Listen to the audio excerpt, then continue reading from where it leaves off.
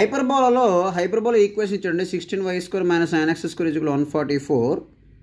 వాడు అడుగుతున్న క్వశ్చన్ ఏంటంటే ఎసెంట్రిసిటీ ఎంత, సెంటర్ ఎంత, ఫోకీ ఎంత, ఈక్వేషన్ డైరెక్ట్రిక్స్ ఏంటి, లెంగ్త్ ఆఫ్ లాటస్ రెక్టమ్ ఎంత అని అడుగుతున్నాడు. ఫస్ట్ దీన్ని మనం ఎలా రాద్దామంటే 16y² - 9x² = 144. 144తో డివైడ్ చేస్తే x² / 16 - y² / 9 = -1. దీన్ని కాంజుగేట్ హైపర్బోలా అంటారు. a² = 16, b² = 9. So a = 4, b = 3. ఎసెంట్రిసిటీకి ఫార్ములా √a² + b² కాబట్టి 16 + 9/9. సో 5/3, 25/9 కాబట్టి దానికి √5/3. సెంటర్కి ఫార్ములా 0, 0.